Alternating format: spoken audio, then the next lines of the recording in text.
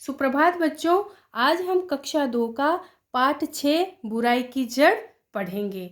बुराई जो अच्छाई के विपरीत होती है।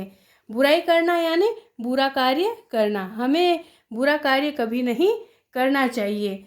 आपको पता है, झूठ सभी बुराइयों की जड़ होती है। हमें बुरा कार्य नहीं करना चाहिए। हम ऐसे कह सकते हैं, बुराई करना एक रोमिंग की तरह होता है, जो करो तो भी चार्ज लगता है और सुनो तो भी चार्ज लगता है। बुराई करना कैसे? जैसे हम बुराई करेंगे तो हमें डांट खानी पड़ेगी और सुनेंगे तो भी हमें डांट खानी पड़ती है। इसीलिए हमें अच्छाई करना चाहिए, अच्छाई की तरफ ध्यान देना चाहिए, क्योंकि अच्छाई करना या नेकी करना एक जीवन बीमा की तरह होती है, जो जिंदगी के साथ भी चलती है और जिंदगी के बाद भी चलती है। आपको पता है, जो कोई बुराई की तलाश करते हैं वो कैसे होते हैं? वह इंसान, उस इंसान जैसे वो होते हैं, वो कैसे होते हैं? उस मक्खी की तरह होते हैं, जो सारे खूबसूरत शरीर को छोड़कर केवल जख्म पर ही बैठती हैं। कौन? जो बुराई करने वाले, जो बुराई की सोच रखने वाले। इसीलिए हमें बुराई नहीं करना चाहिए। और अगर छोटों के अंदर यह बुराई की आदत आ गई है, तो उसको हम सही मार्ग, सही दिशा देकर उसको हम अच्छाई की ओर लेके जा सकते हैं। बुराई तो छोटी सोच वाले इंसान ही करते हैं, इसीलिए हमें बुराई नहीं करनी चाहिए। देखो, बुराई करते हैं तो क्या क्या होता है, आज हम इस चैप्टर में पढ़ रहे हैं। चलो हम पाठ शुरू करते हैं। समीर अच्छा लड़का है, वह सूर्य उदय होने से पहले उठ जाता है। सूर्य उदय कब होता है? 4 से 6 बजे के बीच में वह उठ जाता है, उठता है। उठते ही माता पिता के पैर छूता है। उठते ही क्या करता है? वह अपने माता पिता के चरण स्पर्श करता है। वे उसे आशीष देते हैं और माता पिता उसे क्या कहते हैं? आशीर्वाद देते हैं। समीर का छोटा भाई है मधु। अब समीर के छोटे भाई का क्या नाम है? मधु। वह बहुत आलसी है। वह बहुत क्या है? आलसी है। कौन?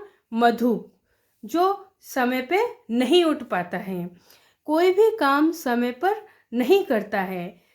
भाई, समय पे काम कौन नहीं करता है? ये मधु, जो समीर का छोटा भाई है। ना उसे स्कूल की चिंता है, ना माँ बाप की डांट की चिंता है। उसे ना तो स्कूल की चिंता है और ना ही उसे अपने माता पिता की डांट की कोई चिंता है।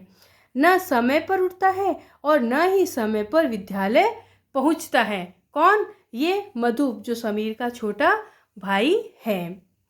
आलस के कारण उसे घर पर माता पिता की डांट मिलती है। अब जो आलस करेगा तो उसको क्या मिलेगी? माता पिता की डांट ही मिलेगी। इसीलिए हमें आलस नहीं करना चाहिए और हमारा जो कार्य है उसको समय पर ही पूरा कर लेना चाहिए। समझ में आई बात? जैसे मधु करता है वैसा हमें कार्य नहीं करना चाहिए और हमें माता पिता की आज्ञा का पालन करना चाहिए। अगर हम समय पे उठ जाएंगे तो माता पिता की हमें डांट खाने को भी नहीं मिलेगी। आई बात समझ में? आपको भी घर पे समय पे उठना है और मम्मी पापा का कहना मानना है। विद्यालय में होमवर्क न करके लाने से और विलंब से पहुंचने पर अध्यापक कान खींचते हैं। अब वही विद्यालय में होमवर्क भी नहीं करता है और विलंब से पहुंचने पर अध्यापक क्या करते हैं? उसका कान खींचते हैं, उसको पनिश करते हैं। किसको? मधुप को। मधुप की होमवर्क डायरी में भी माँ को उसकी शिकायतें ही मिलती हैं। अब माँ तो बेचारी परेशान हो गई। वह समय पर नहीं उठता है, आलस करता है और वह कोई भी कार्य समय पर नहीं करता है, तो वो क्या हो गई? माँ उसकी परेशान हो गई है। इस पर वे बहुत दुखी होती है। अब उसको दुख तो होना ही है, क्योंकि उसका बच्चा क्या है? आलस कर रहा है और कोई भी कार्य अपने समय पर नहीं कर पाता है। एक दिन माँ ने समीर से कहा, बेटा आज तुम यह पता लगाओ कि मधुप में इतनी बुराइयां कहाँ से आई। अब वो माँ क्या कह रही है समीर को कि भाई इसके अंदर मधुप में इतनी सारी बुराइयां हैं, ये कहाँ से आ गई है, उसका पता लगाओ। अब समीर क्या कहता है? समीर बोला, अच्छा माँ, मैं पता लगाऊंगा। अब समीर क्या कहता है? मैं पता लगाऊंगा। समीर ने स्कूल में अपने सर को बताया कि माँ ने मधु की बुरी आदतों का पता लगाने को कहा है। अब उसने अपने सर से क्या कहा कि माँ ने कहा है कि इसमें ये सारी बुराइयां कहाँ से आ गई है, इसका पता लगाओ तो क्या कारण है।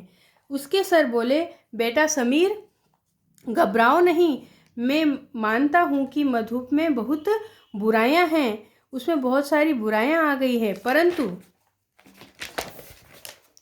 वह चाहे तो उन्हें दूर कर सकता है। मधु अगर चाहे तो उन्हें दूर कर सकता है। अब देखो कैसे, तभी सब उसकी प्रशंसा करेंगे भाई, नहीं तो उसको क्या मिलती है, डांट मिलती है। और अगर वह इन बुराइयों को दूर कर देगा तो सब उसकी क्या करेंगे, प्रशंसा करेंगे। तो आप भी बुराई नहीं करना है आपको भी, और अपने मम्मी पापा का कहना मानना है, और समय पे अपना स्कूल का वर्क करना है, समझे। तुम यह जानना चाहते हो कि उसमें ये सब बुराइयां कहाँ से आई और तुम में क्यों नहीं है। अब वह सर कह रहे हैं कि उसमें ये सारी बुराइयां कहाँ से आई और तुम में ये बुराइयां क्यों नहीं आई। देखो इसका कारण बता रहे हैं। तो उसका कारण यह है कि मधु की संगति ठीक नहीं है। मधु की क्या नहीं है, संगति। जिस संगत में वह बैठता है, जिसके वह मित्र हैं, वह मित्र ठीक नहीं है, उसकी संगति ठीक नहीं है। वह उन लड़कों के साथ रहता है जो विद्यालय आकर पढ़ना नहीं चाहते। अब देखो वो कैसी संगति के लोगों के साथ रहता है, विद्यार्थियों के साथ रहता है जो विद्यालय तो आते हैं लेकिन वह पढ़ते नहीं हैं, उनको वह पढ़ना नहीं चाहते हैं। जो बालक न तो समय पर सोकर उठते हैं और न ही शरीर की साफ सफाई का ध्यान रखते हैं, उनमें आलस बढ़ता है। भाई कैसे बच्चों में आलस बढ़ता है, न तो कोई समय पे वह सोकर उठते हैं और न ही अपने शरीर को साफ सुथरा रखते हैं। ऐसे बच्चों में क्या बढ़ जाता है, आलस बढ़ जाता है। और ऐसे आलसी बच्चों के साथ ही समीर की संगति है, उसका उठना बैठना है। किसी काम में उनका मन नहीं लगता है, और किसी भी काम में उन लोगों को क्या है, मन बिल्कुल भी नहीं लगता है। वे कामचोर बन जाते हैं।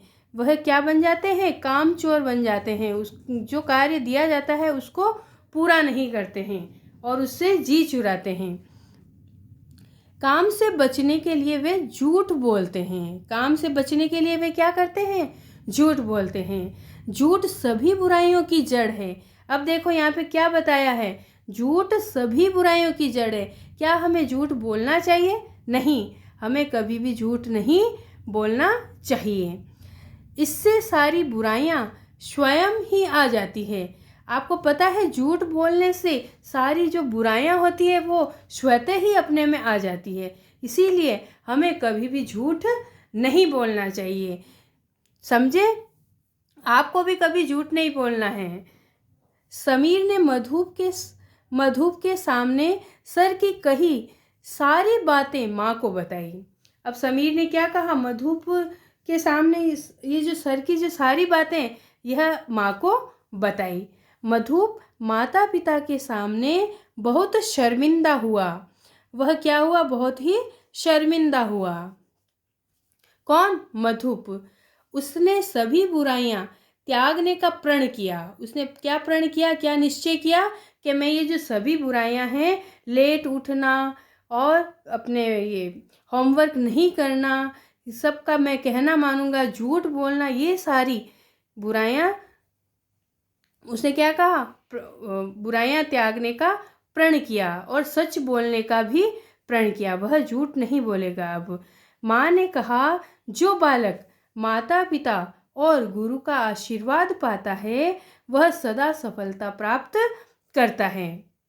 माँ ने क्या कहा कि जो माता पिता और गुरु का आशीर्वाद पाता है।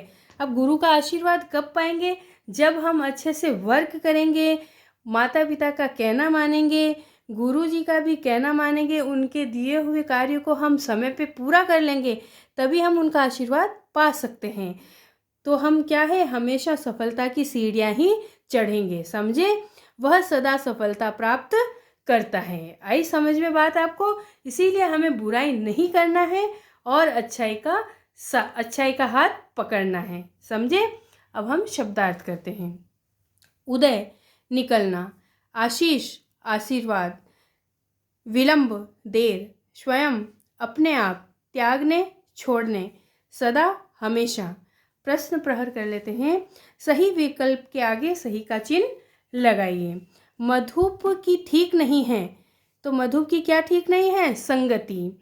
मधुप की संगति के लड़के झूठ बोलते हैं। मधुप को माता पिता की डांट मिलती है आलस करने पर। विद्यालय देर से पहुंचता है। कौन? मधुप। सही शब्द चुनकर रिक्त स्थान भरिए। समीर सूर्य उदय होने से पहले उठता है। मधुप बहुत आलसी है। मधुप को माता पिता की डांट मिलती है। समीर बोला, मैं पता लगाऊंगा। इधर देखो, ये रहा भाषा बोध। परस्पर समानार्थी शब्दों का सुमेल कीजिए। उदय, उदय, निकलना। सदा, हमेशा। स्वयं, अपने आप। आशीष, आशीर्वाद। त्यागना, छोड़ना। बड़ाई, प्रशंसा। धन्यवाद।